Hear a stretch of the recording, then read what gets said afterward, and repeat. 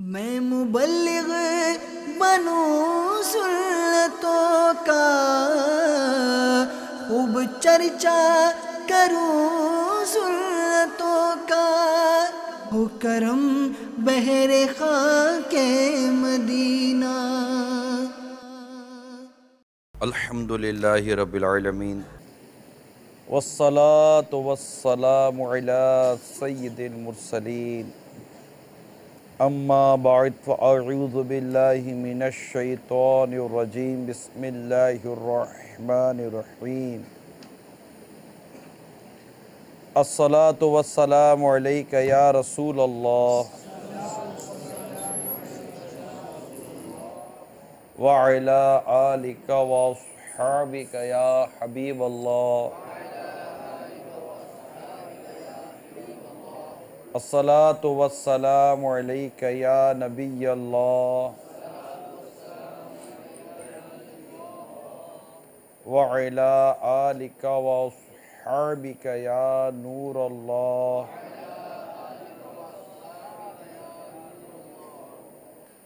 فرمان مصطفیٰ صلی اللہ تعالیٰ علیہ وآلہ وسلم ہے، تم اپنی مجلسوں کو مجھ پر درود پڑھ کر آراستہ کرو، تمہارا درود پڑھنا قیامت کے روز تمہارے لیے نور ہوگا۔ صلو علی الحبیب صلی اللہ تعالیٰ علی محمد۔ نیت المومن خیر من عملہ، مسلمان کی نیت اس کے عمل سے بہتر ہے۔ اللہ کی رضا پانے اور ثواب بڑھانے کے لیے آئیے پہلے کچھ اچھی نیتیں کر لیتے ہیں۔ اول تاخیر بیان میں شریک رہوں گا۔ اول تاخیر موبائل فون کا استعمال نہیں کروں گا۔ اہم مدنی پھول لکھ لوں گا۔ حسب موقع عز و جل صلی اللہ تعالیٰ علیہ وسلم و رضی اللہ تعالیٰ عنہ کہوں گا۔ درس و بیان کے تعظیم کی نیت سے جہاں تک ہو سکا دو زانوں بیٹھ کر بیان میں شریک رہوں گا۔ نگاہیں نیچی رکھنے کی عادت بنانے کے لیے ہو سکا تو حتی الامکان نگاہیں نیچی رکھ کر بیان سنوں گا۔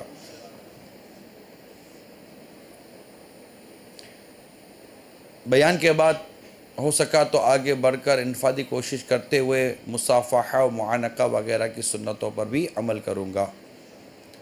میں بھی نیت کرتا ہوں اعلاء کلمۃ الحق، یعنی اللہ تعالیٰ کا کلمہ بلند کروں گا، نیکی کی دعوت دوں گا، برائی سے منع کروں گا، دعوت اسلامی کے جملہ مدنی کام بشمول مدنی قافلہ مدنی انعامات وغیرہ کی رغبت دلاؤں گا۔ دوران بیان موقع با موقع اگر کوئی مشکل الفاظ، انگریزی الفاظ یا دیگر اس طرح کے عربی الفاظ شرح و تفسیر وغیرہ کی طرف جانا ہوا تو دل کے اخلاص پر توجہ کروں گا۔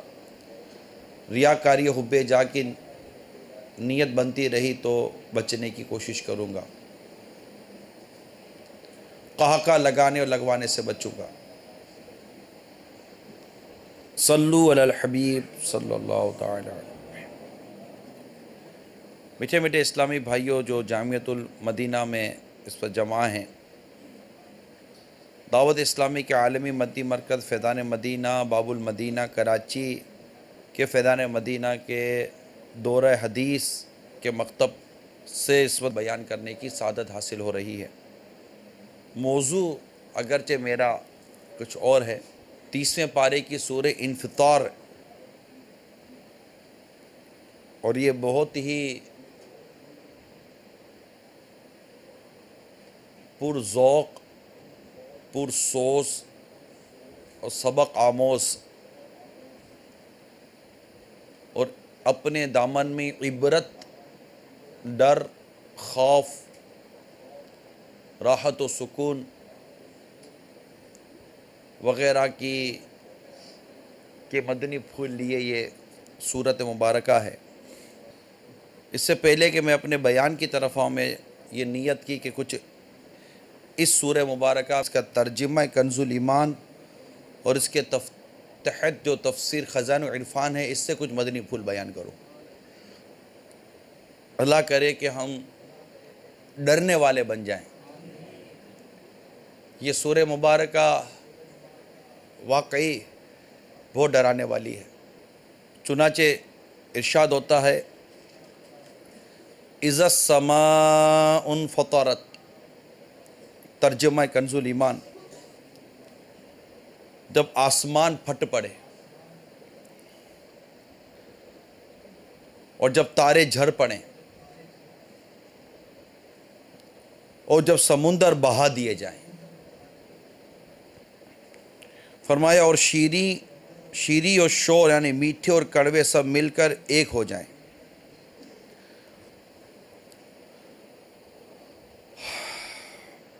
اور فرمایا وَإِذَا الْقُبُورُ بُعْثِرَتْ،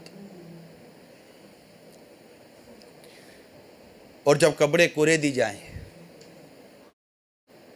یعنی اور ان کے مردے زندہ کر کے نکالے جائیں، عَلِمَتْ نَفْسٌ مَا قَدَّمَتْ وَأَخَّرَتْ،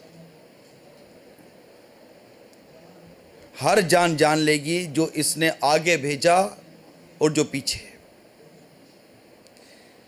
یعنی چھوڑی نیکی یا بدی، اور ایک قول یہ ہے کہ جو آگے بھیجا اسے صدقات مراد ہیں، اور جو پیچھے چھوڑا اسے میراث،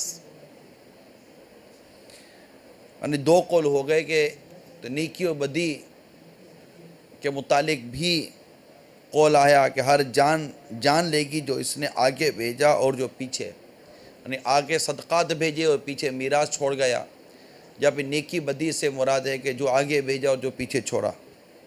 ہائے ہائے، یا ایھا الانسان ما غرک بربک الکریم، اے آدمی تجھے کس چیز نے فریب دیا اپنے کرم والے رب سے کہ تو نے باوجود اس کے نعمت و کرم کے اس کا حق نہ پہچانا اور اس کی نافرمانی کی۔ آگے فرمائے جس نے تجھے پیدا کیا، پھر ٹھیک بنایا، پھر ہموار فرمایا، جس صورت پر چاہا تجھے ترکیب دیا، یعنی نیز سے ہست کیا، سالم الاعضاء سنتا دیکھتا، اعضاء میں مناسبت رکھی، لمبا یا ٹھیکنا، خوب رو یا کم رو، گورا یا کالا، مرد یا عورت، جس صورت پہ چاہا تجھے ترکیب دیا، کوئی نہیں بلکہ تم انصاف ہونے کو جھٹلاتے ہو، یعنی تمہیں اپنے رب کے کرم پر مغرور نہ ہونا چاہیے اور روز جزا کے منکر ہو۔ وَإِنَّ عَلَيْكُمْ لَحَافِظِينَ، اور بے شک تم پر کچھ نگہبان ہیں تمہارے اعمال و اقوال کے، اور وہ فرشتے ہیں۔ کتنا اس میں چونکا دینے والا معاملہ ہے، ہمیں کتنا تاکیداً سمجھایا جا رہا ہے، اور بے شک تم پر کچھ نگہبان ہیں تمہارے اعمال اور اقوال، اور وہ فرشتے ہیں، کرامن کاتبین، معزز لکھنے والے تمہارے عملوں کے، یعلمون ما تفعلون، آئے ہے کہ جانتے ہیں جو کچھ تم کرو، نیکی یا بدی، ان سے تمہارا کوئی عمل چھپا نہیں۔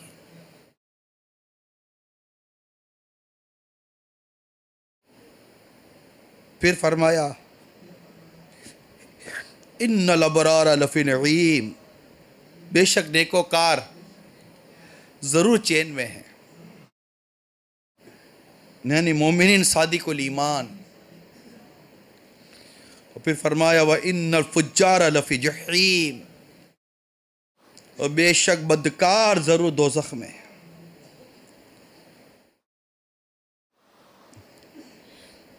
نعیم سے مراد جنت میں، اور یہاں فجار سے مراد تفسیر خزائن العرفان میں کافر لکھا گیا ہے۔ انصاف کے دن اس میں جائیں گے اور اس سے کہیں چھپ نہ سکیں گے، یعنی وما ادراک ما یوم الدین، وہ تو کیا جانے کیسا انصاف کا دن۔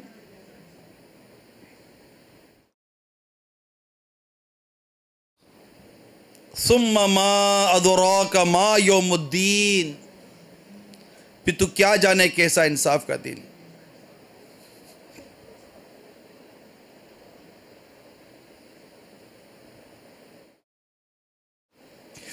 یوم لا تملک نفس لنفس شیئا، جس دن کوئی جان کسی جان کا کچھ اختیار نہ رکھے گی۔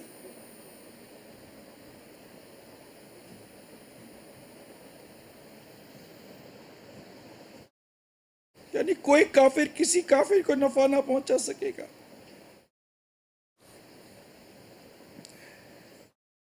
وہ سارا حکم اس دن اللہ کا ہے۔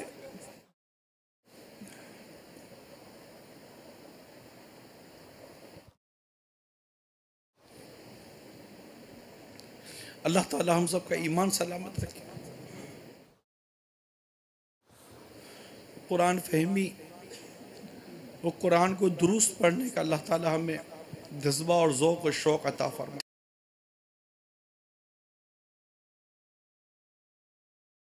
اس طرح قرآن مجید کی بہت ساری آیتیں، بہت ساری صورتیں موجود ہیں جنہیں پڑھ کر خائفین اللہ کے نیک بندے ڈرتے ہیں، کانپتے ہیں، جھجکتے ہیں۔ میں نے سورہ انفطار ترجمہ کنز الایمان اور تفسیر خزان العرفان سے کچھ بیان کرنے کی سعادت حاصل کی۔ اللہ تعالی ہمارے اس بیان کو اپنی بارگاہ میں قبول و منظور فرمائے اور ہمیں کثرت کے ساتھ قرآن پاک پڑھتے رہنے کی توفیق عطا فرمائے۔ اسی پارہ 30 کی ایک اور صورت ہے، وہ اس سے پہلے ہے، وہ صورت کا نام ہے سورۃ النازعات۔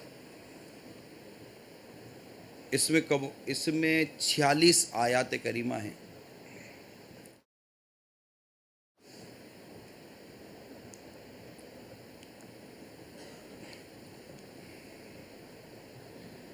اس میں بھی بہت عبرت کے مدنی پھول ہیں میٹھے اسلامی بھائیوں۔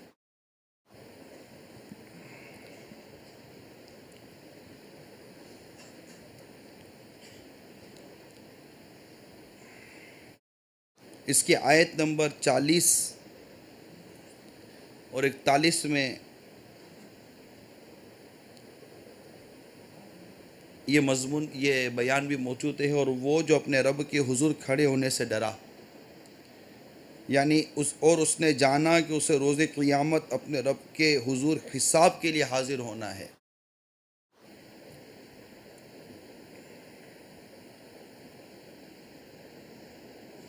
ہائے ہائے، فَإِنَّ الْجَنَّةَ هِيَ الْمَأْوَىٰ، ہائے ہائے، تو بے شک جنت ہی ٹھکانہ ہے۔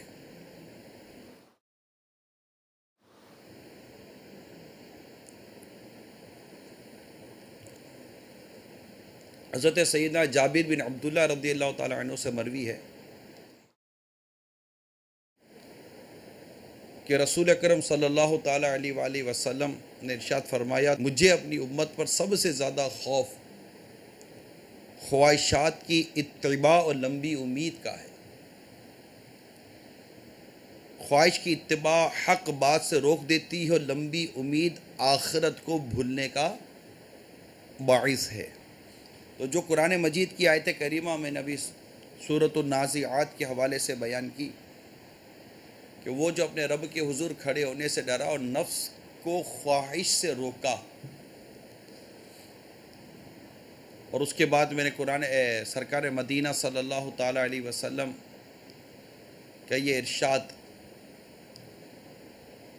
آپ کو بھی میں نے بیان کیا، جس میں نفس کی مخالفت کا یہ بیان ہے جو میں ابھی کرنے جا رہا ہوں، اور اس میں بہت پیارے پیارے مدنی پھول آج چن کر میں اپنے جامعۃ المدینہ کے طلبہ وغیرہ کے لیے اور مدنی چینل کے ناظرین کے لیے لے کر آیا ہوں۔ اللہ کرے کہ مجھے بھی ان پر عمل کرنے کا جذبہ نصیب ہو جائے۔ باتیں اتنی اچھی ہیں کہ رہا نہیں گیا کہ یہ بات مواد پڑھ لینے کے بعد اسے اپنی حد تک رکھا جائے۔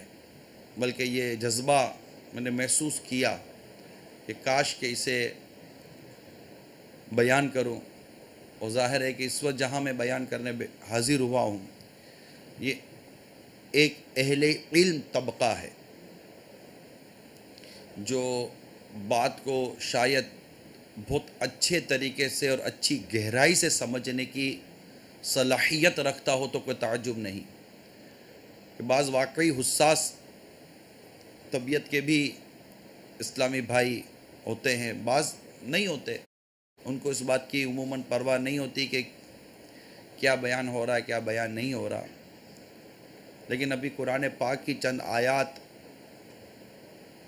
بھی میں نے بیان کی، پھر خواہشات کی مخالفت کے حوالے سے بھی چند مدنی پھول بیان کیے، اور حقیقت یہ ہے کہ ہمیں تو جنت چاہیے اور نیکی اور پرہیزگاری اختیار کر کے ہم اپنے رب کو راضی کر کے ہم جنت میں جانا چاہتے ہیں بس۔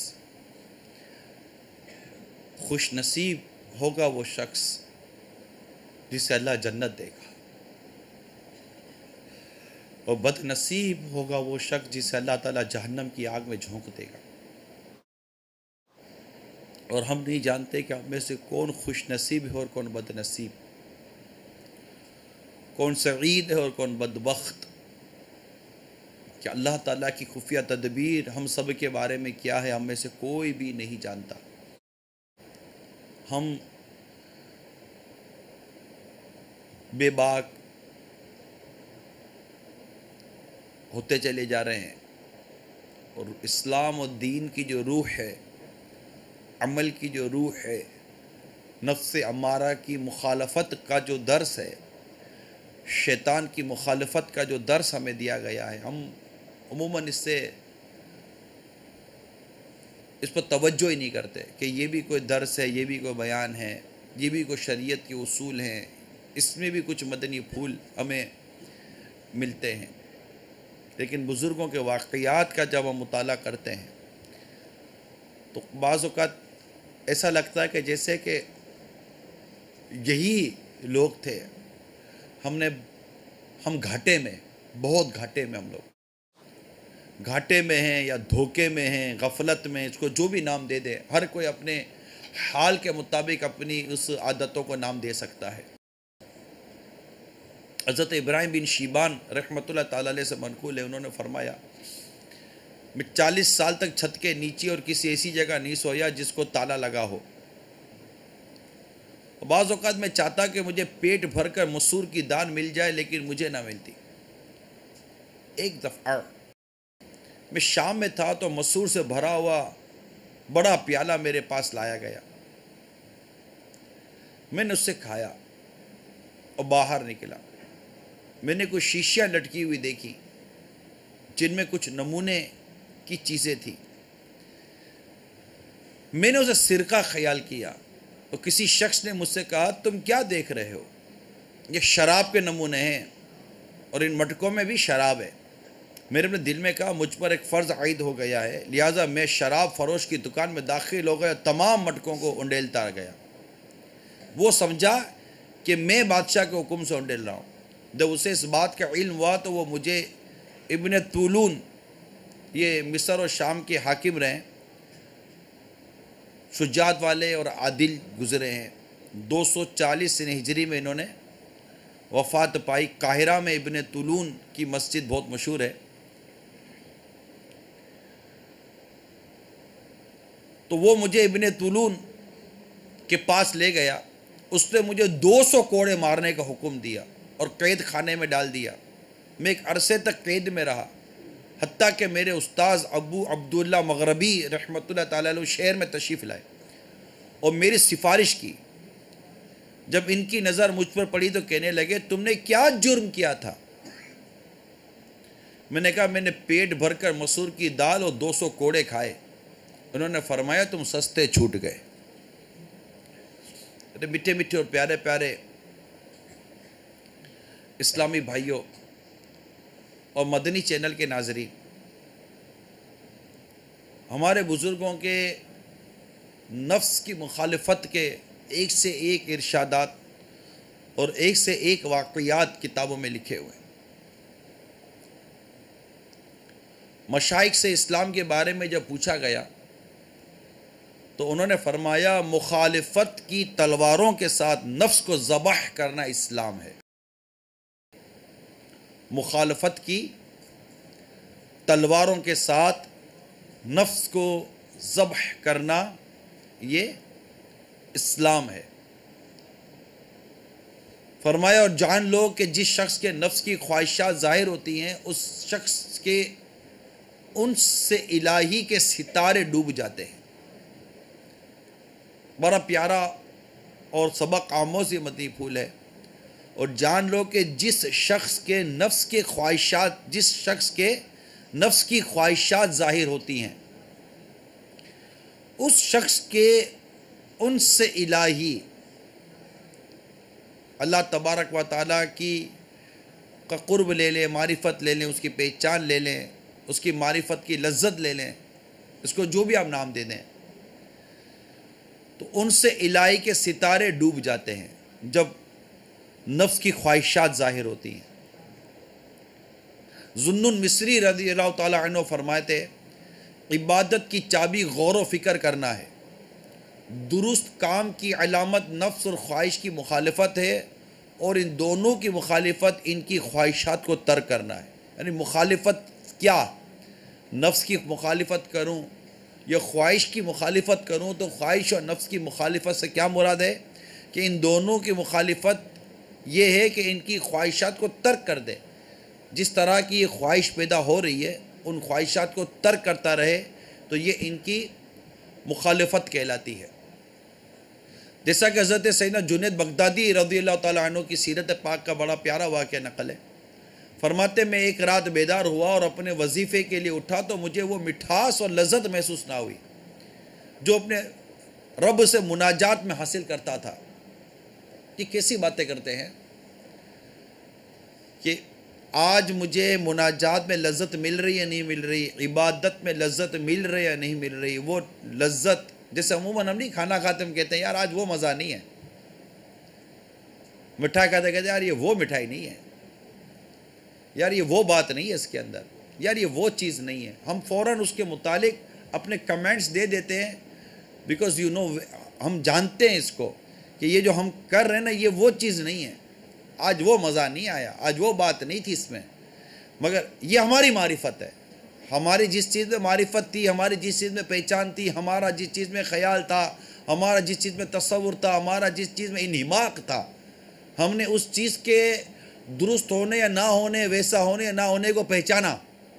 جنید بغدادی رضی اللہ تعالیٰ عنہ فرماتے ہیں کہ میں ایک رات بیدار ہوا اور اپنے وظیفے کے لیے اٹھا تو مجھے مٹھاس اور لذت محسوس نہ ہوئی جو میں اپنے رب سے مناجات میں حاصل کرتا تھا۔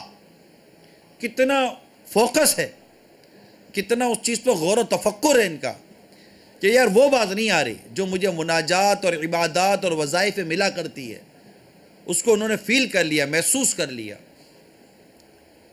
کہتے میں حیران ہو گیا، میں نے سونے کا ارادہ کیا لیکن سو نہ سکا، بس میں بیٹھ گیا لیکن بیٹھ نہ سکا۔ میں نے دروازہ کھولا اور باہر نکل گیا تو اچانک میں نے ایک شخص کو دیکھا جو اپنے چوغے میں لپٹا ہوا ہے، جو اس کا لباس تھا۔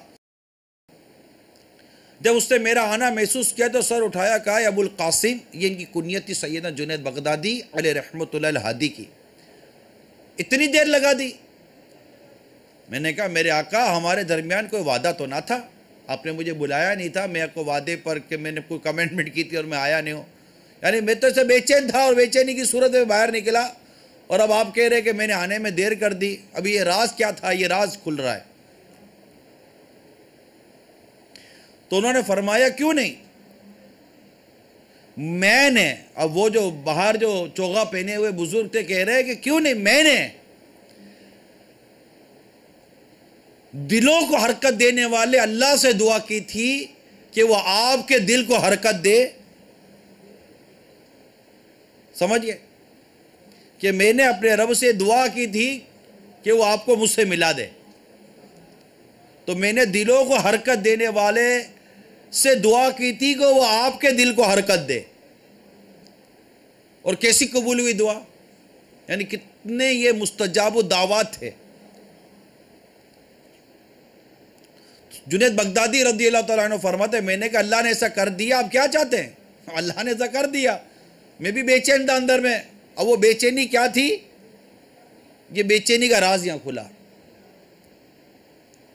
تو انہوں نے پوچھا کہ نفس کی بیماری کب اس کی دوا بن جاتی ہے؟ یعنی نفس کی جو بیماری ہے وہ دوا کب بنتی ہے؟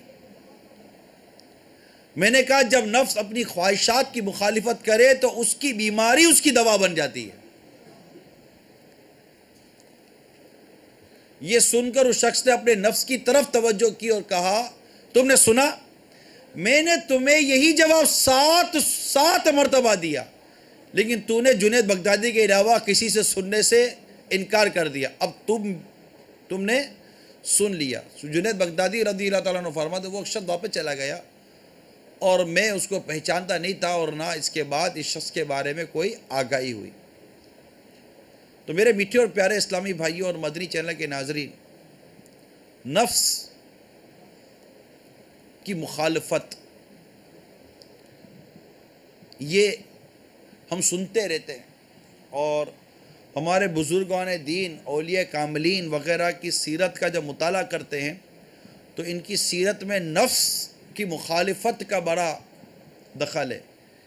جو چیز نفس چاہتی تھی کہ یہ کرو تو اس کی مخالفت کرتے تھے، جو نفس چاہتی تھی اس کی مخالفت کرتے. بڑی مشہور بات ہے، بڑا مشہور واقعہ ہے کہ ایک بزرگ رحمت اللہ تعالیٰ علیہ بیمار ہو گئے اور سخت بیمار ہو گئے. تو مریدین و متعلقین وغیرہ تھے، انہوں نے کہا کہ حضور ہم آپ کو پاس فلاں طبیب کے پاس آپ کو لے چلتے ہیں، اس سے علاج کرواتے. تو آپ نے فرمایا طبیب غیر مسلم ہے اور میں غیر مسلم سے علاج نہیں کرواؤں گا. خیر آپ پر غشی طاری ہوئی بیماری کی وجہ سے، تو جو اہل محبت تھے انہوں نے لا کر طبیب سے علاج کروا دیا، اور واقعی طبیب نے تھوڑی دیر میں آپ کو درست کر دیا، یعنی آپ کو صحت نصیب ہو گئی. جب آپ صحتیاب ہوئے تو آپ نے اس طبیب سے کہا کہ تجھے یہ قدرت کیسے ملی، یہ طاقت کیسے ملی کہ تو یوں علاج کر لیتا ہے؟ تو کہا کہ مجھے میرے استاد نے کہا تھا کہ جب نفس کی مخالفت کر تجھے یہ طاقت ملے گی. تیرا نفس جو کہے اس کا الٹ کر. مثال کے طور پر نفس کہتی ہے ٹھنڈا پانی پیتا گرم پانی پی لے، نفس کہتی ہے گرم کھانا کھانا تو ٹھنڈا کھانا کھا لے. جس طرح مطلب کہ نفس کہتی ہے اس کا الٹا کر، نفس کی مخالفت کر. تو ولی کامل سیدنا با یزید بستامی علیہ رحمت اللہ شامی فرماتے ہیں کہ کیا تیرے نفس چاہتا ہے کہ تو مسلمان ہو؟ کہا نہیں. تو کہا مخالفت کر. وہ کلمہ پڑھ کر مسلمان ہو گیا. یعنی اس طبیب نے آپ کے ظاہری مرض کو دور کیا اور اللہ کے اس ولی نے اس کے باطنی مرض کو دور کر دیا.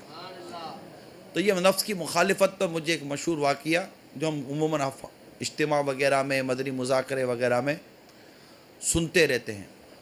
حضرت سلمی علیہ رحمت اللہ القوی کے دادا فرماتے تھے بندے کی آفت اپنے نفس کے کاموں پر راضی ہونا ہے.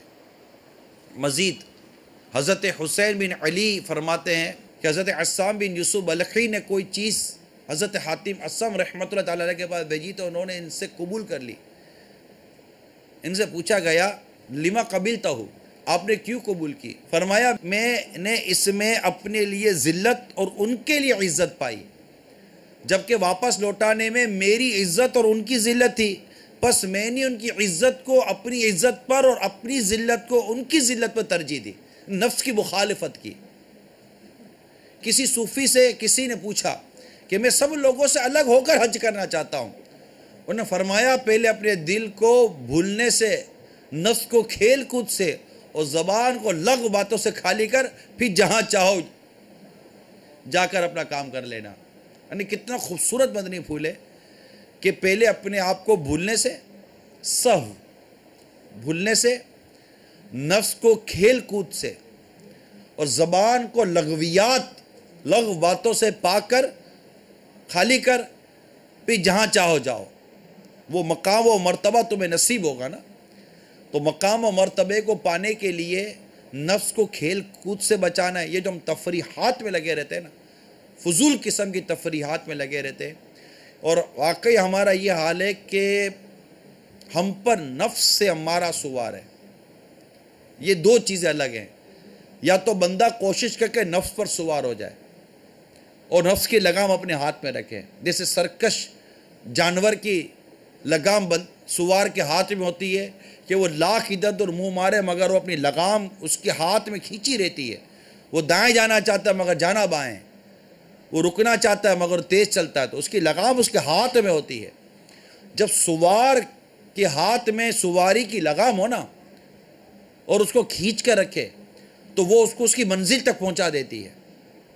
مگر جب نفس امارہ ہی سوار ہو جائے اور ہم اس کی سواری بن جائیں تو نفس امارہ جہاں چاہے گی ہم کو لے کے جائے گی اور ہمیں چپ چاپ اس کے پیچھے چلنا پڑے گا.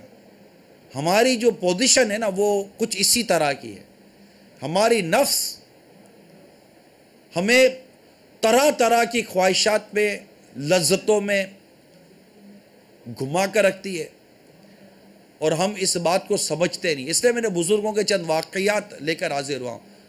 اب یہ کہ جس کا جیسا ذوق، جس کا جیسا مزاج، میں امید کرتا ہوں انشاءاللہ تعالیٰ ان مدنی پھولوں پر کوئی نہ کوئی تو اس کو سیریس لے گا اور اپنے نفس کی مخالفت کا وہ بیڑا اٹھائے گا، حتیٰ کہ وہ اپنی نفس کو نفس امارہ سے نفس لوامہ تک لائے گا.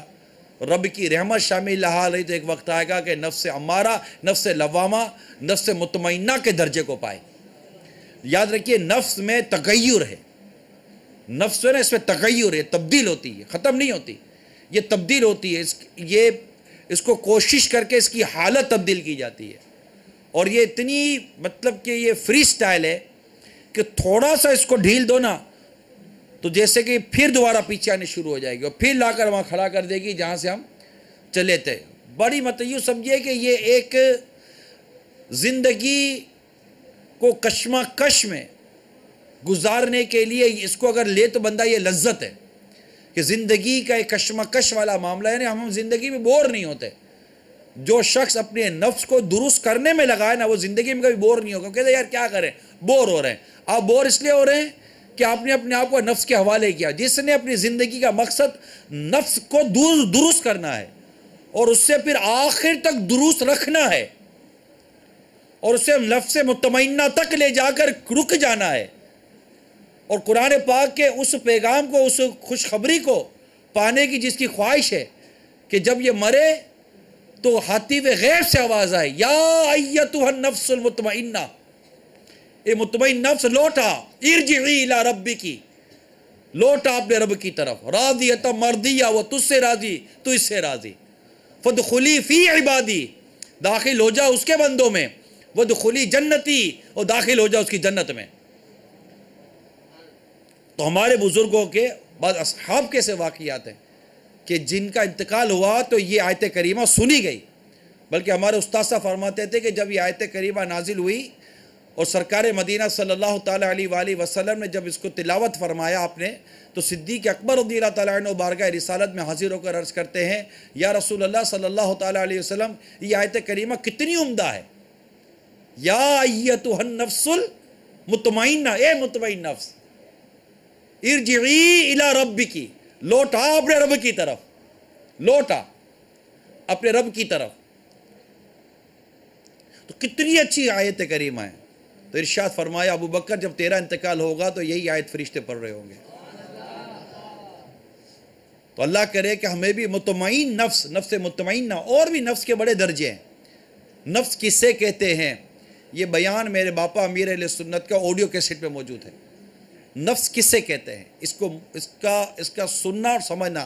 ہم میں سے ہر ایک کے ساتھ نفس لگی ہوئی ہے، مگر یہ نفس ہے کیا، نفس چاہتی کیا ہے، نفس کرواتی کیا ہے، نفس کی تبدیلی کیا ہے، نفس امارہ کیا ہے، نفس لوامہ کیا ہے، نفس مطمئنہ کیا ہے، اور کیا اس کے علاوہ بھی نفس کی اور بھی قسمیں ہیں یا نہیں ہیں.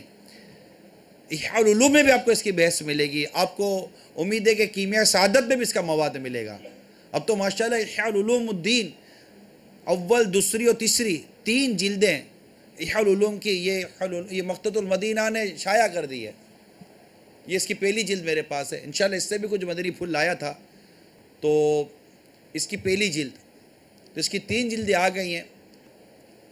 تو اللہ کرے کہ ہم اپنی نفس کو کھیل کود سے خالی کرنے میں کامیاب ہو جائیں اور با مقصد زندگی گزاریں. جیسے ایک بچے نے کہا تھا نا بزرگ کو کہ میں کھیل کے لیے پیدا نہیں ہوا. یعنی ہم یہ وہی کر سکتا ہے جو اپنے مقصد حیات کو پہچانے، اپنی زندگی کے مقصد کو پہچانے. جیسے جامعہ میں پڑھنے والا اگر اپنے مقصد کو بھول جائے تو وہ پڑھائی نہیں کر سکتا. اسی طرح دنیا کی تعلیم حاصل کرنے والا بھی جو اپنے مقصد کو بھول جائے وہ کر نہیں سکتا. تو یہ سارے مقصد ہماری زندگی کا ایک حصہ ہے جو زندگی گزارنے کے لیے ہمارے ہیں، لیکن خود ہماری زندگی کا مقصد کیا ہے؟ قرآن پاک کی آیت کریمہ بار ہم سنتے وما خلقت الجن والانس الا لیعبدون. جنوں انسانوں کی جو پیدائش ہے اس کا مقصد کیا ہے؟ کہ اللہ تعالیٰ کی عبادت کی جائے. کہ ہم نے انسان و جنوں کو اپنی عبادت کے لیے پیدا کیا، اور عبادت کی تعریف، جامع تعریف، ساری تعریفوں کا جو نچوڑ ہے وہ یہ ہے کہ جو کام اللہ کی رضا کے لیے کیا جائے وہ عبادت ہے. جو کام اللہ کی رضا کے لیے کیا جائے وہ عبادت ہے. اب نفس امارہ جو کہ برائی کی طرف لے کے جاتی ہے، اس کی مخالفت جب ہم کرتے رہیں گے نا تو یہ نفس لوامہ کی طرف لے جائے گی. نفس لوامہ یہ برائی میں اگر بندہ مبتلا ہو بھی جائے تو پھر اس کو وہ ملامت ہوتی ہے، ندامت ہوتی ہے، وہ توبہ کر لیتا ہے. تو یہ کوشش کرنی پڑے گی. تو اس کے لیے نفس کی مخالفت کرنی بہت ضروری ہے کہ نفس جو چاہتی ہے اس کی مخالفت کرے. نفس چاہتی ہے یوں تو یوں، یوں تو یوں، یوں تو یوں. اب یہ کون کرے گا؟ جو اس پر غور کرے، اپنے آپ کو اس کے حوالے نہ کر دے. جو کھانے کا جی چاہتا ہے کھا لے، جہاں جانے کا جی چاہتا ہے چلا جائے، ایسا نہیں ہوتا. حضرت ابو القاسم جعفر بن احمد رازی رحمۃ اللہ تعالیٰ نے فرماتے ہیں، حضرت ابو الخیر عسقلانی رحمۃ اللہ تعالیٰ نے کئی سال سے مچھلی کی خواہش رہی، پھر ان کو حلال طریقے سے حاصل ہو گئی. جب انہوں نے کھانے کے لیے اس کی طرف ہاتھ بڑھایا تو اس کی ہڈیوں کا ایک کانٹا ان کی انگلی میں چبھ گیا، جس کی وجہ سے ان کا ہاتھ ضائع ہو گیا. انہوں نے عرض کیا، اے میرے رب، یہ اس شخص کی سزا ہے جس نے خواہش کے تحت حلال چیز کی طرف ہاتھ بڑھایا، تو اس کا کیا حال ہوگا جو خواہش کے ساتھ حرام کی طرف بڑھ جا رہا ہے. کتنی خوبصورت بات کی انہوں نے. رستم شیرازی صوفی رحمت اللہ تعالیٰ علیہ فرماتے ہیں، حضرت ابو عبداللہ بن خفیف یا خفیف رحمت اللہ تعالیٰ علیہ دعوت میں تھے، تو ان کے ایک مرید نے ان سے پہلے کھانے کی طرف ہاتھ بڑھایا کیونکہ وہ فاقہ زدہ تھا، بھوک کا مارا ہوا تھا. شیخ کے کسی دوسرے مرید نے اس کی بے ادبی پر اسے برا بھلا کہنا چاہا کہ اس نے شیخ سے پہلے ہاتھ کیوں بڑھایا، پیر سے پہلے ہاتھ کیوں بڑھایا. اور اس مرید نے اس فقیر کے سامنے کوئی چیز رکھ دی. فقیر سمجھ گیا کہ اس نے اس کی بے ادبی کی وجہ سے برا منایا ہے، تو اس نے نیت کر لی کہ 15 دن نہیں کھائے گا تاکہ اپنے نفس کو سزا دے، اس کو ادب سکھائے اور اس طرح اس کی بے ادبی سے یہ باز آ جائے، حالانکہ اسے پہلے سے فاقے کا سامنا ہو چکا تھا. ایک بے ادبی جس کو کہا جا سکتا ہے، اس کے ارتکاب پر توجہ دلانے پر اس نے اپنی نفس کو یہ سزا دی. حضرت مالک بن دینار رحمت اللہ تعالیٰ علیہ فرماتے ہیں، جو شخص دنیاوی خواہشات پر غالب آ گیا، بڑی خوبصورت بات ہے، سمجھنے کی ہے، غور کرنے کی ہے اور محفوظ کر لینے کی ہے کہ جو شخص دنیاوی خواہشات پر غالب آ گیا، یہی وہ شخص ہے جس کے سائے سے بھی شیطان کو دور کر دیا گیا. دنیاوی خواہشات پر غالب آ جانا. حضرت سیدنا استاذ ابو علی دقاق رحمت اللہ تعالیٰ علیہ بڑے زبردست پائے کے بزرگ ولی کامل گزرے ہیں. کسی شیخ سے نقل کرتے ہیں، انہوں نے فرمایا دوزخیوں کی خواہش ان کی پرہیزگاری پر غالب آ گئی، وہ اسی لیے ذلیل ہوئے. اب دیکھیں یہ دونوں قول الگ الگ نقل کیے گئے. میرے جب ان دونوں قولوں پر توجہ کی تو ایسا لگا یہ دونوں ایک دوسرے کی تفسیر بیان کر رہے ہیں. کہ جو شخص دنیاوی خواہشات پر غالب آ گیا یہی وہ شخص ہے جس کے سائے سے بھی شیطان کو دور کر دیا گیا. اور استاد ابو علی دقاق رحمۃ اللہ تعالی نے فرماتے ہیں کہ دوزخیوں کی خواہش ان کی پرہیزگاری پر غالب آ گئی, وہ اسی لیے ذلیل ہوئے. تو اللہ کرے کہ ہمیں خواہشات کو سمجھنے کا بھی جذبہ نصیب ہو جائے. یہ خواہش ہو رہی ہے اور ہم رک جائیں, یہ دل چاہ رہا ہے ہم رک جائیں. جو دنیاوی خواہشات وغیرہ کا معاملہ ہے اس کے متعلق عرض کر رہا ہوں. پھر یہی فرماتے, کسی سے پوچھا گیا کہ تمہاری کوئی خواہش نہیں؟ اس نے کہا خواہش ہوتی ہے لیکن میں پرہیز کرتا ہوں. حضرت ابو نصر تیمار رحمۃ اللہ تعالیٰ نے فرماتے, حضرت بشر رحمۃ اللہ تعالیٰ نے ایک رات میرے پاس آئے تو میں نے کہا اللہ تعالیٰ کے لیے تعریف ہے جو آپ کو لایا. ہمارے پاس خراسان سے روئی آئی, بچی نے اسے کاٹا اور بیچ کر ہمارے لیے گوشت خریدا ہے, بس آپ ہمارے پاس افطار کریں. فرمایا اگر میں کسی کے یہاں کھانا کھاتا تو تمہارے پاس کھاتا. پھر فرمایا مجھے کئی سالوں سے بینگن کھانے کی خواہش ہے لیکن ابھی تک کھانے کا اتفاق نہیں ہوا. میں نے کہا اس گوشت میں حلال کمائی سے بینگن بھی ہے. فرمایا جب کھاؤں گا جب میری بینگن کی محبت پاک صاف ہو جائے. کتنی ان کے بیانات کے اندر واقعی نفس کشی ہے. حضرت ابو تراب فرماتے ہیں میرے نفس نے صرف ایک روٹی اور انڈے کی خواہش کی اور میں سفر میں تھا. بس میں ایک بستی کی طرف چلا گیا, ایک آدمی کھڑا ہوا اور مجھ سے چمٹ گیا اور کہا یہ شخص چوروں کے ساتھ تھا, انہوں نے مجھے 70 درے مارے. پھر ان میں سے ایک شخص نے مجھے پہچان لیا اور کہا یہ تو حضرت ابو تراب نقشبی ہیں. انہوں نے مجھ سے معذرت کی اور ایک شخص میری تعظیم و شفقت کے تحت مجھے اپنے گھر لے گیا اور میرے سامنے روٹی اور انڈا رکھا تو میں نے اپنے نفس سے کہا 70 درے کے بعد اب اسے کھا لے. یہ جو ان کے ارشادات ہوتے تھے اس سے مجھے ایسا لگا کہ یہ بہت زیادہ غور کرتے تھے اور سوچتے رہتے تھے کہ یار یہ ہے کیا نفس کا معاملہ. تو اللہ کرے کہ ہم کو بھی نفس کی پہچان, نفس کی مخالفت وغیرہ کی سوچ اور سمجھ نصیب ہو جائے. حضرت جعفر بن نصیر رضی اللہ تعالیٰ عنہ سے نے فرمایا کہ حضرت سیدنا جنید بغدادی رحمت اللہ تعالیٰ نے مجھے ایک درہم دیا اور فرمایا کہ اس سے میرے لیے وزیری انجیر خرید لاؤ. میں نے ان کے لیے انجیر خریدا. جب افطاری کا وقت ہوا تو انہوں نے اسے منہ میں رکھا, پھر پھینک دیا اور رونے لگے اور فرمایا اسے اٹھا لو. میں نے اس کی وجہ پوچھی تو فرمانے لگے میرے دل سے آواز آئی کہ تجھے شرم نہیں آتی کہ ایک خواہش کو تو نے میرے لیے چھوڑا پھر تو اس کی طرف پھر لوٹ کر آیا. پھر بڑا خوبصورت شعر لکھا گیا, لفظ ہوان ہا وا الف نون, جس کا مطلب ہے ذلت. ہوا خواہش سے چرایا گیا ہے, جس کو خواہش نے پچھاڑا اس سے ذلت گرا لیتی ہے. تو اللہ کرے کہ ہماری نفس کی مخالفت کی عادت پیدا ہو اور ہم نفس کی مخالفت کرنے والے بنیں. اس طرح انشاءاللہ تبارک و تعالی ہمارا جو نفس ہے وہ اچھائی کی طرف بڑھنا شروع ہوگا. بہت سارے ایسے ہمارے معاملات ہوتے ہیں کہ ہم چاہتے ہیں لیکن ہمیں وہ لذت وہ سرور نہیں ملا کرتی. نماز کی لذت لے لیجئے, عبادت کی لذت لے لیجئے, یا رونے کی لذت جس کو کہتے ہیں اللہ تعالیٰ کی یاد میں رونے کی لذت, اس کے حبیب کے یاد میں رونے کی لذت, تہجد گزاری کی لذت, تلاوت قرآن کی لذت. ایسا محسوس ہوتا ہے کہ ہماری جو لذتیں ہماری ٹوٹ جاتی ہیں, ہماری لذتیں ختم ہو جاتی ہیں.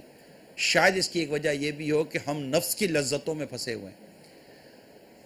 ہو سکتا ہے کہ جو اپنی نفس کی لذتوں سے باہر آ جائے اسے مناجات کی لذت بھی نصیب ہو, اسے عبادت کی لذت بھی نصیب ہو, اسے مطالعے کی لذت بھی نصیب ہو, اسے تلاوت کی لذت بھی نصیب ہو, اس میں تسبیح وغیرہ کی لذت نصیب ہو, اسے نمازوں میں مزہ آئے، نمازوں میں سرور آئے، نمازوں میں ذوق آئے، نمازوں میں شوق آئے.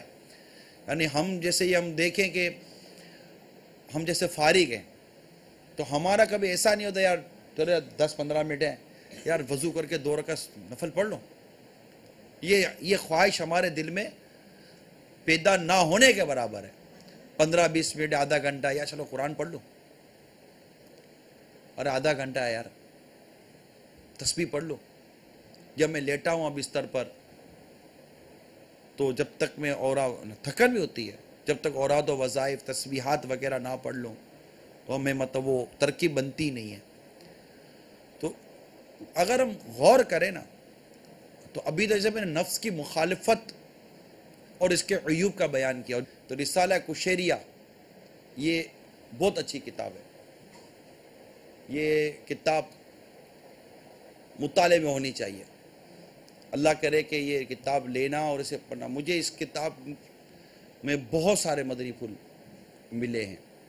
تو یہ تصوف کی کتاب ہے رسالہ کشیریہ، اور یہ کتاب کی بنیاد بڑی پیاری ہے کہ اس کتاب کی بنیاد یہ ہے کہ وہ تصوف جو تصوف نہیں ہے اور جسے تصوف قرار دیا گیا، جیسے کشف المحجوب جس بنیاد پہ لکھی گئی، تو اس میں اصل تصوف کیا ہے، اصل روحانیت کیا ہے، اصل بنیاد کیا ہے، یہ اس میں بیان کی گئی. اور بزرگوں کے واقعات بیان کیے گئے ہیں، بزرگوں کی سیرتوں کے کچھ نہ کچھ حوالے اس میں موجود ہیں، اور پھر بہت سارے عنوانات اس میں بیان کیے گئے ہیں، جس میں ایک عنوان میں نے آج آپ کو بیان کیا، نفس کی مخالفت اور اس کے عیوب کا بیان. تو ایسا لگتا ہے کہ اگر ہم اس طرف جائیں تو ہم غور کریں گے تو انشاءاللہ تعالی ہمیں پتہ چلے گا کہ ہم اپنی نفس کی خواہشات کی وجہ سے کئی لذات سے خود کو محروم کیے ہوئے ہیں. اللہ کرے کہ یہ لذت ہمیں نصیب ہو جائے اور ہم اپنے نفس کی مخالفت کرنے میں کامیاب ہو جائیں. تو جب نفس کی مخالفت کریں گے اور نفس ہمارا درست ہونا شروع ہو جائے گا تو پھر اس کی جو صورت سامنے آتی ہے، یعنی ایک علامت ہوتی ہے نا، ابھی جو ہماری برائی ہے اس کی علامت ظاہر ہے کہ بادل ناخواستہ عبادت کی جاتی ہے، اور جیسے کہتے ہیں مرے دل سے عبادت کی جاتی ہے.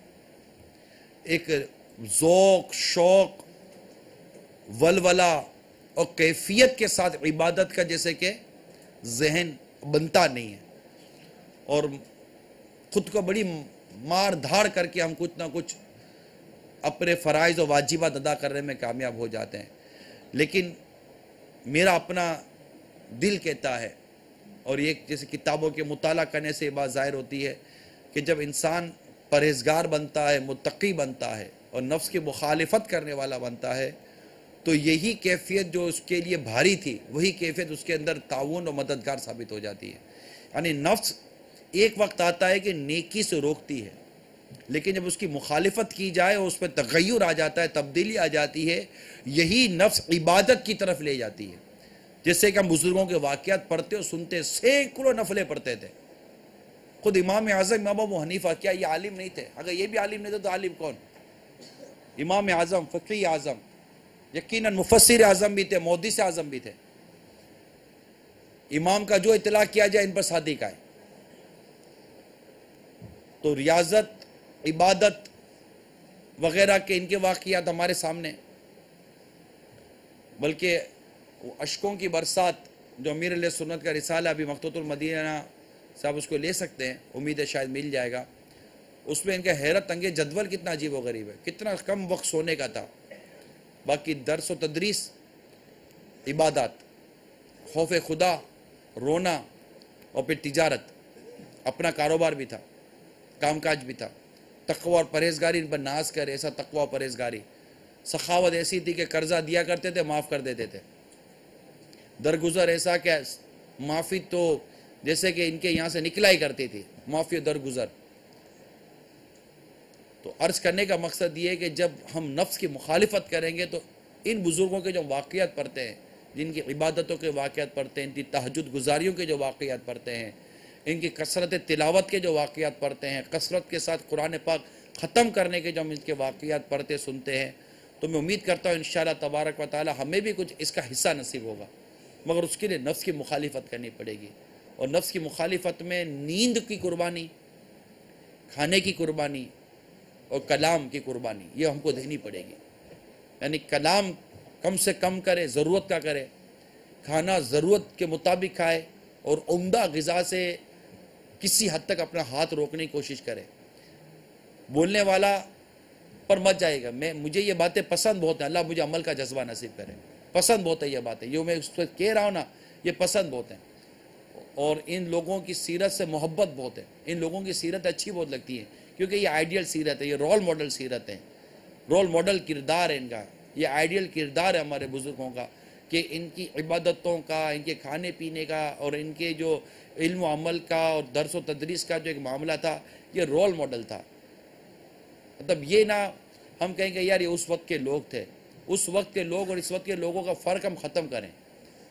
ہم یہ دیکھیں کہ وہ رب جس رب نے انہیں اس مقام و مرتبے پہ پہنچایا، جس رب نے انہیں توفیق دی، وہ رب کیا مجھے توفیق نہیں دے سکتا؟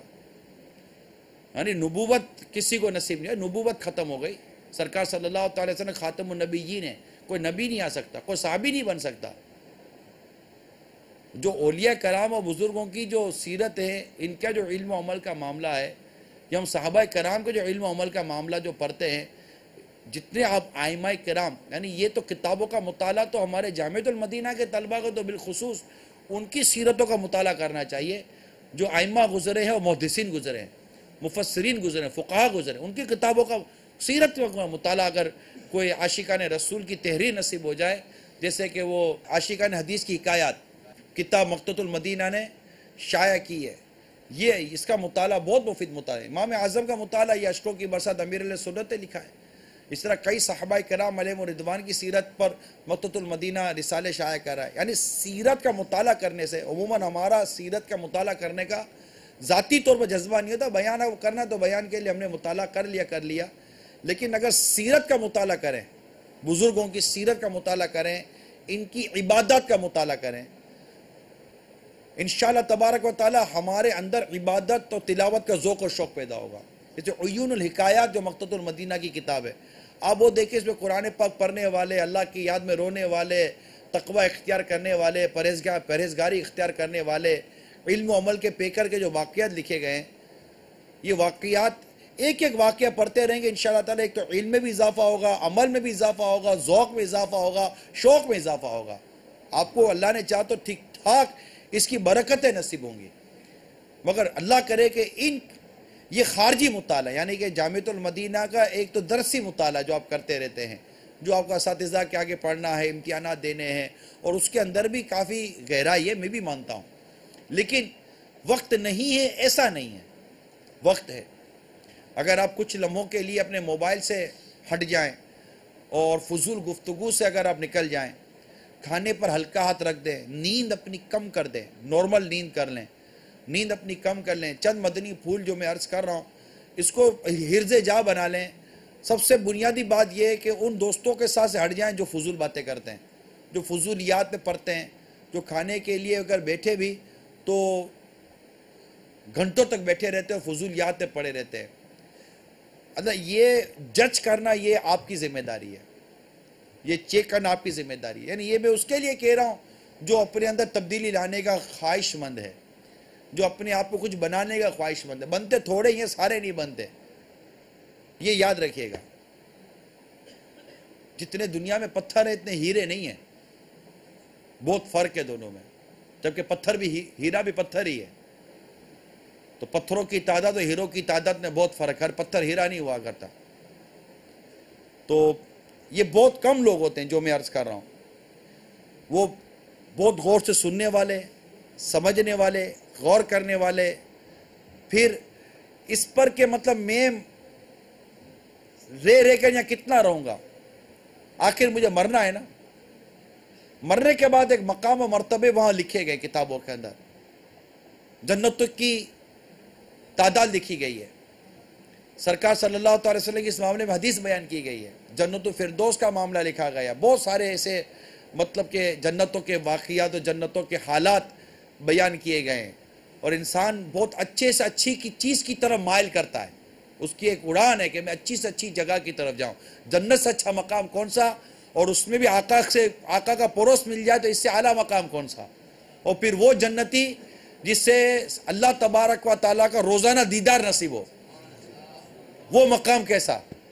تو میں اس مقام کی طرف دوڑوں، مجھے اس مقام کی طرف جانا ہے، مجھے اس درجے کی طرف جانا ہے کہ میں مرنے کے بعد جب قبر میں جاؤں تو میری قبر جنت کا باغ بنی ہوئی ہو، اور نزا کے وقت نہ صرف ایمان سلامت ہو بلکہ کاش کہ میری زبان سے یہ جملہ بھی نکل جائے، یا رسول اللہ آپ نے کرم فرما دیا صلی اللہ تعالی علیہ وسلم، کہ آقا کا دیدار نصیب ہو جائے نزا کے وقت، اور آقا کے جلووں میں، آقا کے قدموں میں ہماری روح پرواز کر جائے، اور ہمیں ایمان و عافیت اور موت نصیب ہو، اور ہم قبر میں جائیں تو قبر میں اترتے ہی ایک کہا جب قبر ہماری کھلے تب بھی خوشبو آئے، ہماری قبر میں ہمیں جب دفن کر دیا جائے، یعنی جب ہمیں قبرستان لے بھی جایا جائے نا، تو وہ مردے کی جو آوازیں ہیں نا، کہ نیک مردہ کہتا ہے کہ جلدی کرو جلدی کرو مجھے میرے انعام تک پہنچا دو، ایک کاش کہ ہماری زبان سے مرنے کے بعد ہمارا مردہ یہ صدائیں دے رہا ہو، ہمارا لاشا یہ صدائیں دے رہا ہو کہ مجھے جلدی لے جاؤ، نہ کہ وہ فجار اور فساق کی طرح یہ لاشا بولے کہ مجھے کہاں لے کے جا رہے ہو۔ نہیں، ہمیں اس طرف جانا ہے، ہمیں جلدی ہے کہ ہم قبر میں جائیں تاکہ کیونکہ ہماری قبر جنت کا باغ ہو، ہماری قبر میں جنت کی کھڑکی کھلی ہو، قبر میں لہرائیں گے تا حشر چشم نور کے، جلوہ فرما ہوگی جب طلعت رسول اللہ کی، تو قبر تا حد نظر وسیع ہو، اور وہ طویل سفر جو قیامت تک کا سفر ہے، جب مردے اٹھائے جائیں گے اپنی قبروں سے، اس وقت تک میری قبر میرے لیے جنت کا گلزار بنی رہے، اور جنت میرے لیے آرام کا گھر بنا رہے، کیونکہ حدیث اگر جامعہ میں پڑھنے والا بھی اس حدیث کو نہیں جانتا تو کون جاتا ہے، قبر یا تو جنت کے باغوں میں باغ ہے یا جہنم کے گھروں میں سے گڑا، تو میں نے اپنی قبر کو جنت کا باغ بنانے کے لیے کیا کوشش کی، یا کہیں میرے افعال اور میرے اعمال اور میرا کردار، میرا ظاہر، میرا باطن کہیں ایسا تو نہیں کہ میری قبر جہنم کا گڑھا بن جائے۔ ڈرنے میں ہی عافیت ہے، مگر رحمت پر نظر ہونی چاہیے۔ تو یہ کیا چیز ہے؟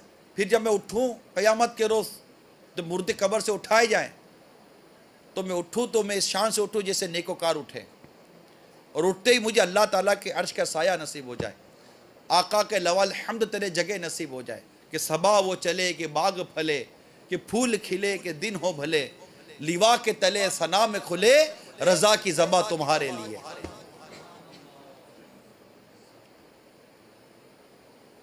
کہ امید اللہ کی رحمت سے وہ مقام ہوگا جہاں ہمیں اولیاء کاملین کی اور اعلیٰ حضرت کی اور اپنے اس کے نیک بندوں کی زیارتیں نصیب ہوں گی۔ ایک کاش، پھر ایک کاش ایسی رحمت نصیب ہو جائے کہ رب تبارک و تعالی ہم سے پوچھ گچھ نہ فرمائے، اور ہمیں بلا حساب فرما دے کہ اس کو جنت میں دے جائے، اور آقا کے لبائے مبارک سے گویا کہ یہ صدا ہو، بندہ آزاد شدہ ہے یہ ہمارے در کا، کیسا لیتے ہو حساب اس پہ تمہارا کیا ہے، چھوڑ کے مجھ کو فرشتے کہے محکوم ہیں ہم، حکم والا کی نہ تعمیل ہو زہرا کیا ہے۔ کہ یہ کیسے ہو سکتا ہے کہ آقا کے حکم کی تعمیل نہ ہو؟ اور یہ سما دیکھ کے محشر میں اٹھے شور کے واہ، چشم بدور ہو کیا شان ہے رتبہ کیا ہے، صدقے اس رحم کے کہ اس سایہ دامن پہ نثار، اپنے بندے کو مصیبت سے بچایا کیا ہے، اے رضا جان عنا دل تیرے نغموں کے نثار، بلبلے باغ مدینہ تیرا کہنا کیا ہے۔ اور وہ جنت میں آقا کے پیچھے پیچھے داخل ہوں، کہ سب سے پہلے آقا جنت میں جائیں گے، اور امت میں سب سے پہلے آقا کی امت جنت میں جائے گی، اور وہ پیچھے پیچھے چلتے رہیں، اور آقا کے قدموں میں، آقا کے جلووں میں، آقا کے پڑوس میں جگہ مل جائے۔ اللہ کی رحمت سے تو جنت ہی ملے گی، ایک کاش محلے میں جگہ ان کے ملی ہو۔ تو قرآن مجید کی وہ آیت کریمہ جو میں نے ابھی بیان کی تھی، سورۃ النازعات، میرے اعلیٰ حضرت امام اہل سنت نے کیا ترجمہ کیا؟ اور وہ جو اپنے رب کے حضور کھڑے ہونے سے ڈرا اور نفس کی خواہش سے رکا. دو باتیں آئے گئی. وہ جو اپنے رب کے حضور کھڑے ہونے سے ڈرا، خوف خدا اللہ کرے ہمیں نصیب ہو جائے، تقوی نصیب ہو جائے، پرہیزگاری نصیب ہو جائے. اور وہ جو اپنے رب کے حضور کھڑے ہونے سے ڈرا، اور دوسرا کیا؟ نفس کی خواہش سے رکا. تو کیا ہے؟ فَإِنَّ الْجَنَّةَ هِيَ الْمَأْوَىٰ، تو بے شک جنت ہی ٹھکانہ ہے. سورہ مومنون کی ابتدائی 11 آیات کا مطالعہ کریں کہ جن پر عمل کرنے والے کو فرمایا گیا ہے کہ یہی لوگ ہیں جو جنت کی وراثت پائیں گے اور ہمیشہ ہمیشہ اس میں رہیں گے. تو جب تک ہم اپنا رخ، ہمارا رجحان، ہماری طبیعت اور ہماری کیفیت کو عبادات کی طرف نہیں لے جائیں گے، ریاضت کی طرف نہیں لے جائیں گے، ذوق و شوق کی طرف نہیں لے جائیں گے، یقین مانیے ایک مرتبہ اس پر عمل کرنے کا ذہن بنا لیجئے. بولوں گا نہیں یا کم سے کم بولوں گا، ورنہ لکھ کر بات کروں گا. ایک مرتبہ نیت کر لیجئے. خواہش سے کم کھا لوں گا، ایک بار نیت کر لیجئے. آج سے نیت کر لیجئے بس ابھی رکوں گا، ہاتھ روک لوں گا میں، یہاں تک کہ مجھے پیٹ میں بھوک محسوس ہو، پیٹ میں بل پڑے اور مجھے لگے کہ بھوک لگی ہے اور معدہ میرا کھانا مانگے اور میں کہتا جا نہیں کھلاتا. تو میرے ساتھ عبادت میں تعاون کر ورنہ میں تجھے بھوکا رکھوں گا. ایک مرتبہ نیند کم کرنے کی نیت عادت کیجئے.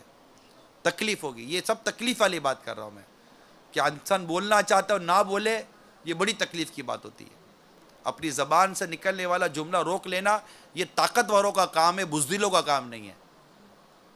جس کو اللہ تعالیٰ نے طاقت اور ہمت و قوت دی وہی ہے جو کلام سے پہلے سوچ لے اور بولتے پہلے رک جائے، ورنہ زبان کی نوک پر آیا ہوا جملہ رکتا نہیں ہے. یہ بات سمجھ میں آنے والی ہے. اور بھوک لگی ہو تو ہاتھ میں آیا ہوا نوالا چھٹتا نہیں ہے، اور نیند چڑھی ہوئی ہو تو کسی کے باپ کی طاقت اٹھا نہیں سکتی.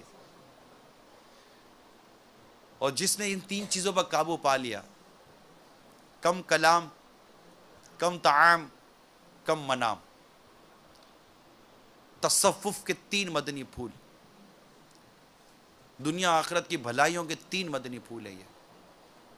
اس پر آج ہو سکتا ہے کوئی نیت کر لے، کوئی جامعہ کا طالب علم، کوئی جامعہ والا یہ نیت کر لے کہ اب یہ ہے نا انفرادی ہے، اس میں یہ نہیں ہے تم ساتھ دو گے، کوئی ساتھ بات نہیں دیتا اس میں خود میرا نفس ساتھ نہیں دیتا، کوئی اور کیا ساتھ دے گا؟ نفس تو میرے ساتھ لگا ہوا ہے. میرا اپنا نفس میرا ساتھ نہیں دے گا تو میرا دوست کیا میرا ساتھ دے گا؟ یہ کوئی ساتھ نہیں دیتا اس میں، بلکہ الٹا ہمیں اکسایا جائے گا.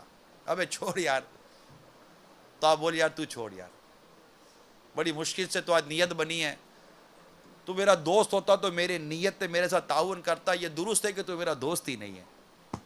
یعنی جو آپ کو آپ کی اس نیت سے ہٹائے وہ آپ کا دوست کیسے ہو سکتا ہے؟ آپ دیکھیے ایسا مزہ آ رہا ہوگا، لڑائی چل رہی ہوگی نا، آپ کو ایک طرح سے ٹینشن ہو گیا ہوگا کہ یار کروں تو کیا کروں. اچھا اس میں یہ ہوگا کہ آپ نے جو ارادہ کیا نا ٹوٹے گا، تو پھر اگلے ہی درجے میں جوڑ لیں. مثال کے طور پر کھا لیا آپ نے، خواہش سے کم کھانے کی نیت تھی، کھا لیا آپ نے، نہیں ہاتھ نہیں رکا، تو اب تو پیٹ بھر گیا نا. اب تو نیت کر لو کہ انشاءاللہ دوسرے ٹائم میں اپنی اس نیت کو اعادہ کروں گا. بول لیا، پھر نیت کرے کہ یار اب میں احتیاط کروں گا. زیادہ سو گئے، اب تو نیند پوری ہو گئی، اب تو انگڑائیاں بھی لے لی، سب کچھ سیٹ ہو گیا، اب نیت کر لے گا یار اب میں کم سوؤں گا، جلدی اٹھ جاؤں گا. اس کے لیے اپنا کو ہدف بنا لے. قرآن پاک کی تلاوت، ترجمہ و تفسیر، سیرات الجنان، دیگر مطالعے کی عادت بنا لیں، خارجی مطالعے کی عادت بنا لیں، احیاء العلوم کے مطالعے کی عادت بنا لیں، مکتبۃ المدینہ کی باپا کی کتابوں کے مطالعے کی عادت بنا لیں. کوئی نہ کوئی اپنے ذمہ کام یا اپنے ذمہ وزن لے لیں. انشاءاللہ تبارک و تعالیٰ اس سے بڑی تقویت ملے گی اللہ نے چاہا تو. مگر اس کے لیے بعض اوقات تھوڑا سا کونا پکڑنا پڑے گا، آپ کو تھوڑا کونا پکڑنا پڑے گا، اور باتونی دوستوں سے اور یہ گیدرنگ جس کو آپ کہتے ہیں نا 4-5 لڑکوں کی جو گیدرنگ ہوتی ہے اس سے نکلنا پڑے گا.